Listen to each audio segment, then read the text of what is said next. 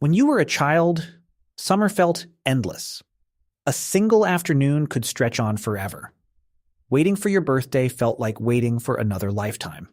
But now, an entire year can disappear before you understand where it went. Most people assume this happens because adulthood is busier. More work, more bills, more things to remember. But that is not quite right. Your days are not actually getting shorter. Your brain is just saving less of them. Think about last Tuesday. Not the general idea of it. Not work or school or errands or whatever usually fills your calendar. The actual day. What did the air feel like when you stepped outside? What did you eat first? What was the first sentence someone said to you? What were you thinking about when you went to sleep? For most people, that day is gone. Not because it did not happen. It happened. You lived it. Your heart beat through every second of it.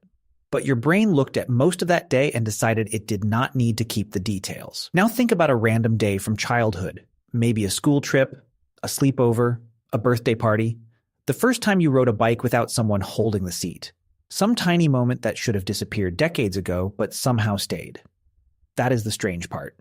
Your brain does not treat all time equally. It does not record your life like a camera. It records what changes, and childhood was almost nothing but change. The first time you walked into a classroom, the first time you slept somewhere that was not your own bed, the first time you understood a joke, the first time you lost a tooth, the first time you realized adults could be wrong. Every year was packed with firsts, and firsts force the brain to pay attention. When something is new, your brain has to work harder. It has to map the room, learn the faces, notice the rules, store the sounds, the smells, the danger, the reward. New things leave sharper edges in memory. Routine does the opposite. The same alarm, the same coffee, the same road. The same app opened before you even know why you opened it. The same meetings. The same groceries. The same evening disappearing into the same screen. Your brain is built for efficiency. If today looks almost exactly like yesterday, it does not save today as a new file. It folds it into the pile. It compresses it. It turns 20 similar mornings into one blurry memory called that period of my life. This is why 2 weeks on a trip can feel longer in memory than 6 months of routine. The trip gave your brain landmarks, new streets, new food, new problems, new conversations. Even getting lost becomes useful because the brain cannot predict what happens next. But routine is predictable, and prediction is the enemy of memory. When your brain knows what comes next, it stops writing everything down. It skims, it summarizes, it saves energy. And later when you look back, there is almost nothing to stretch the time open. So the year feels short.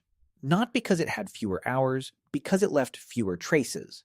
There is another reason this happens, and it is so simple that it almost feels unfair. When you are 5 years old, 1 year is a huge piece of your life. It is 1/5 of everything you have ever experienced. At 10, a year is still enormous. At 50, 1 year is much smaller compared to the whole story behind you. So even before memory gets involved, the math has changed. Each year becomes a smaller slice of the life you have already lived. But that explanation is only the obvious part. Because if time were only about math, every adult year would feel equally short. And it does not. Some adult weeks feel enormous. The week you moved cities, the week you started a new job, the week someone left, the week someone arrived, the week your life split into before and after. Those weeks do not vanish. They stay, because your brain marked them as different. This is why emotion matters. Your brain does not keep a perfect archive. It keeps what seems useful, what hurt, what surprised you, what taught you something, what might help you survive if something like it happens again. For most of human history, that made sense. Your ancestors did not need to remember every ordinary walk through the same patch of forest. They needed to remember the day the water source dried up, the place where someone saw fresh tracks, the plant that made a child sick, the stranger who arrived at the edge of camp. The brain was not designed to preserve your life for nostalgia. It was designed to pull meaning from change. And modern life gives it a strange problem. Many of your days are safer than your ancestors could have imagined, more comfortable, more predictable, more controlled. You wake up in the same place, eat food from the same stores, move through streets you already know, See the same glowing rectangles. Repeat tasks that rarely become life or death memories. Comfort is good, but sameness has a cost. It makes life easier to live through. That is why the pandemic years felt so strange for many people.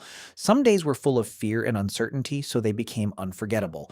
But other stretches collapsed completely because one day looked almost exactly like the next. The calendar moved. The body aged. But memory had fewer places to hold on to. This is also why scrolling can steal time so cleanly. 100 images pass in front of you, 1,000 tiny bursts of novelty, but most of them do not connect to your life. They do not become landmarks. They do not give the day a shape. So an hour can disappear and leave almost nothing behind. Your brain was fed stimulation, but not meaning.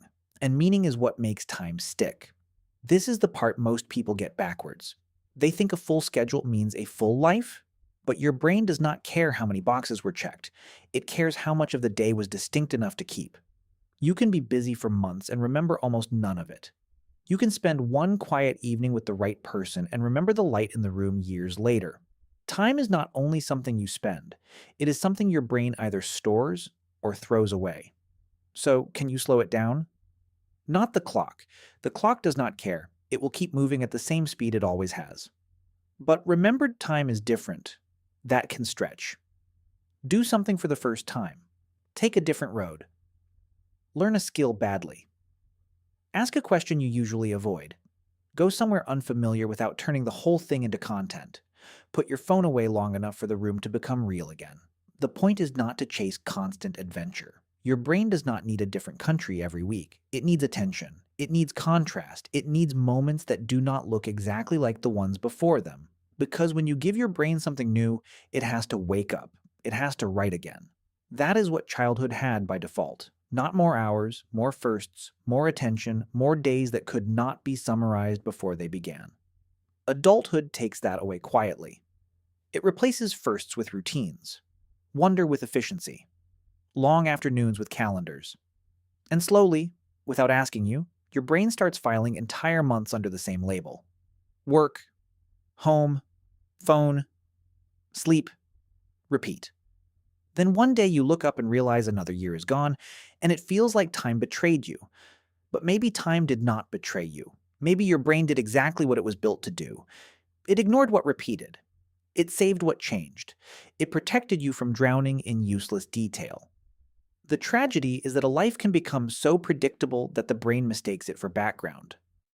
When you were a child, the world was too new to ignore. Now the world has to fight for your attention, and most days, it loses. So if life feels like it is speeding up, the answer is not only to find more time, it is to give time more weight, more attention, more novelty, more meaning. More moments your brain cannot reduce to a blur. Because the years do not disappear all at once, they disappear one repeated day at a time. And the way to get some of them back is not to stop the clock. It is to live in a way your brain has a reason to remember.